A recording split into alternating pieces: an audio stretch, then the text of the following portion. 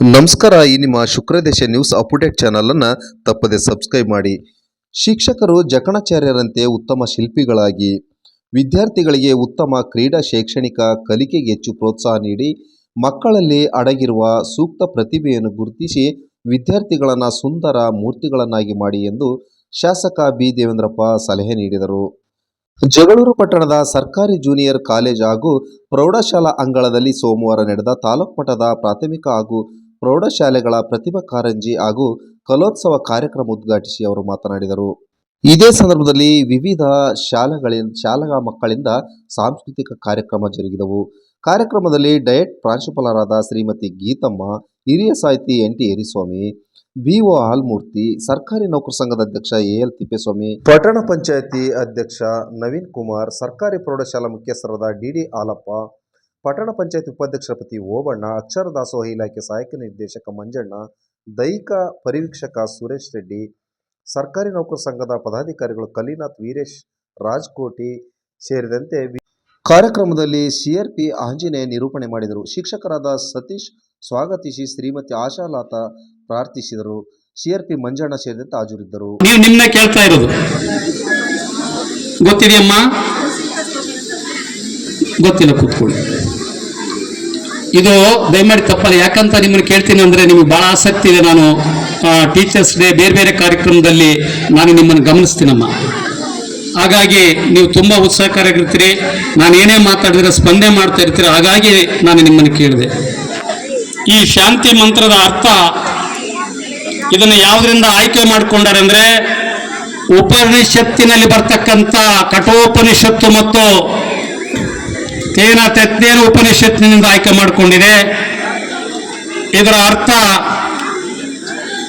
ಓಂ ಸಹನಾವವತ್ತು ಸಹನೌ ಭುನಕ್ತು ಸಹವೀರ್ಯಂ ಕರವಾವೈ ತೇಜಸ್ವಿ ನಾಮದೀತಮಸ್ತು ಮಹಾವಿದ್ವೇಷವರು.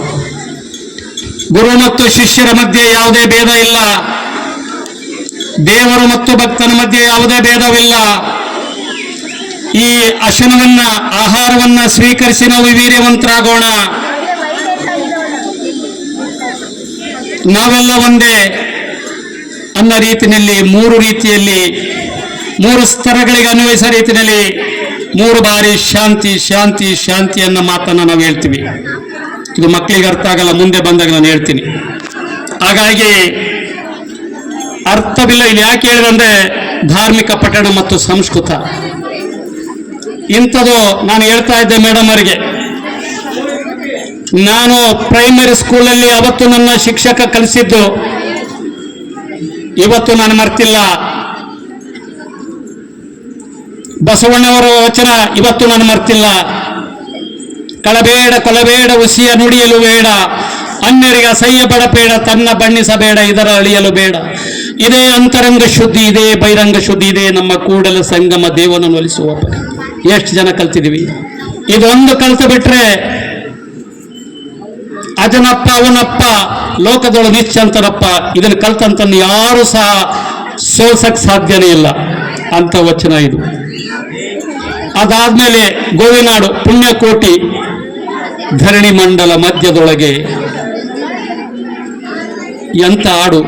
ಇವತ್ತು ಹಾಡು ಕೇಳಿ ನಮ್ಮೆಲ್ಲರ ಕಣ್ಣೀರು, ನಮ್ಮ ಕಣ್ಣಿಗೆ ನೀರು ಬರ್ತದೆ. ಈ ಹಾಡನ್ನು ಹಾಡಿ ಮಾಜಿ ಮುಖ್ಯಮಂತ್ರಿಗಳು ಆಗಿರ್ತಕ್ಕಂಥ ಯಡಿಯೂರಪ್ಪಾಜಿಯವರು 3 ಬಾರಿ ಮುಖ್ಯಮಂತ್ರಿ ಆಗ್ತಾರೆ. ಈ ಹಾಡನ್ನ ಕರ್ನಾಟಕ. ನೀವು ಇವತ್ತು ನನ್ನನ್ನ ಯಾರೋ ಒಬ್ಬ ಮಾಸ್ಟರ್ ನಿಮ್ಮಂತ ಶಿಲ್ಪಿ ಕೆತ್ತಿದಕ್ಕೆ ನಾನು ಇಲ್ಲಿ ಬಂದು ನಿಂತ್ಕೊಂಡಿದ್ದೀನಿ. ನಿಮ್ಮಂತ ಶಿಕ್ಷಕರು ಕೆತ್ತದಕ್ಕೆ ಇವರೆಲ್ಲರೂ ಬಂದು ಇಲ್ಲಿ ಕೂತ್ಕೊಂಡಿದ್ದಾರೆ. BO ಆಗಿದ್ದಾರೆ, DDP ಆಗಿದ್ದಾರೆ, ಈ ರಾಜಕಾರಣದಲ್ಲಿ ಈ ಪಟ್ಟಣದ ಪ್ರಜೆ ಆಗಿದ್ದಾರೆ, ಇನ್ನೇನು ಆಗಿದ್ದಾರೆ. ನೀವು ಕೆತ್ತಿದ್ದು.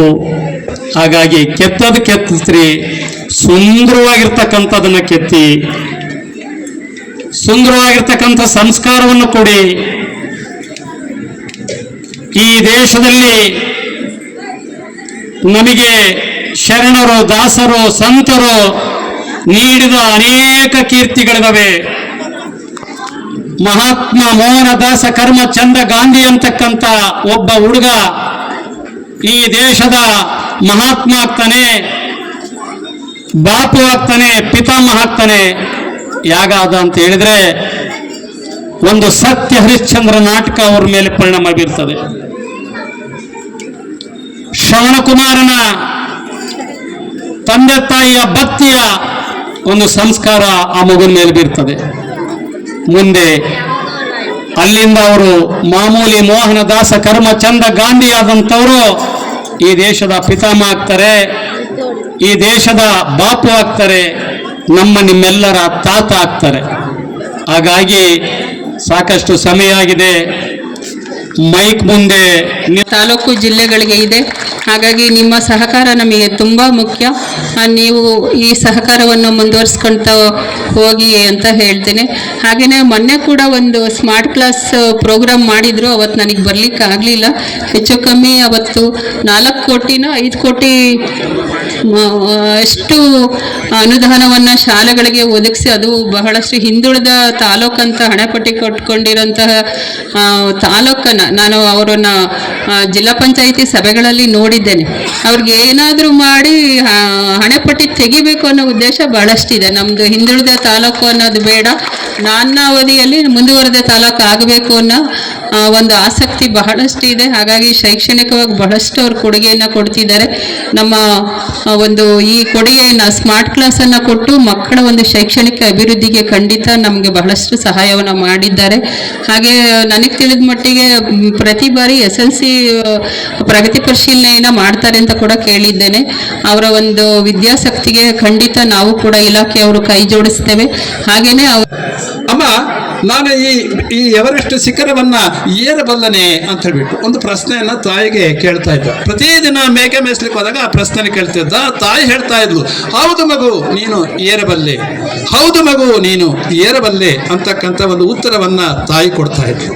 ಇದರಿಂದ ಸ್ಫೂರ್ತಿಯನ್ನ ಪಡ್ಕೊಂಡಂತಹ ತೇನ ಸಿಂಗ ಪ್ರಪಂಚದಲ್ಲಿಯೇ ಪ್ರಪ್ರಥಮ ಬಾರಿಗೆ ಎವರೆಸ್ಟ್ ಶಿಖರವನ್ನ ಏರಿದಂತ ವೀರ ಶೂರ ಧೀರ ಅನಿಸ್ಕೊಳ್ತಾನೆ. ಅದಕ್ಕೆ ಕಾರಣ ಅವನ ತಾಯಿ. ಅದೇ ರೀತಿಯಾಗಿ ತಾಯಿಯಿಂದ ಸ್ಫೂರ್ತಿಯನ್ನು ಪಡ್ಕೊಂಡಂತ ಸ್ವಾಮಿ ವಿವೇಕಾನಂದರು ಆ ರೀತಿಯಾಗಿ ಪರಿವರ್ತನೆ ಆಗಲಿಕ್ಕೆ ಕಾರಣ ಅವರ ತಾಯಿ ಭುವನೇಶ್ವರಿ ದೇವಿ. ಸೊ ಅಂತರ್ಗತವಾಗಿರ್ತದೆ.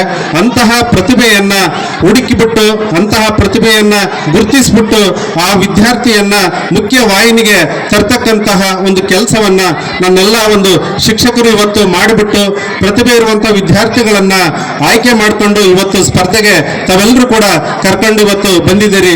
ತಮಗೂ ಕೂಡ ತುಂಬ ಹೃದಯದ ಒಂದು ಧನ್ಯವಾದಗಳನ್ನ ಈ ಸಂದರ್ಭದಲ್ಲಿ ಸಲ್ಲಿಸ್ತಾನೆ. ಮತ್ತೆ ಇಲ್ಲಿ ಶಿಕ್ಷಣ ಅಂತ ಹೇಳಿದ್ರೆ ನನ್ನ ಮಗ 100ಕ್ಕೆ 90% ತೆಗೆದ, 95% ತೆಗೆದ, 100ಕ್ಕೆ 100ರಷ್ಟು ಅಂಕಗಳನ್ನ ತೆಗೆದಾಗ ಮಾತ್ರ ಅದು ಶಿಕ್ಷಣ ಪರಿಪೂರ್ಣ ಆಗೋದಿಲ್ಲ.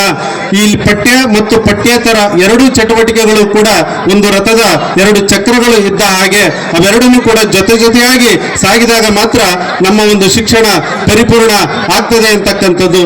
ಇಲ್ಲಿ ಶಿಕ್ಷಣ ಅಂತಂದ್ರೆ ಏನು ಅಂತ ಹೇಳ್ಬಿಟ್ಟು ಬರ್ಟ್ರಾಂಡ್ ರಸಲ್ ಖ್ಯಾತ ಶಿಕ್ಷಣ ತಜ್ಞ ಆಗ್ಲೇ ಹೇಳಿದ್ರು, ವೀರರು ಧೀರರು ಸಚ್ಚೀಲರು ಪ್ರತಿಭಾ ಸಂಪನ್ನರು ಆದಂತ ವಿದ್ಯಾರ್ಥಿಗಳನ್ನು ಒಳಗೊಂಡ ಸಮಾಜವನ್ನ ನಿರ್ಮಾಣ ಮಾಡ್ತಕ್ಕಂಥದ್ದೇ ಶಿಕ್ಷಣ ಅಂತಕ್ಕಂಥದ್ದು.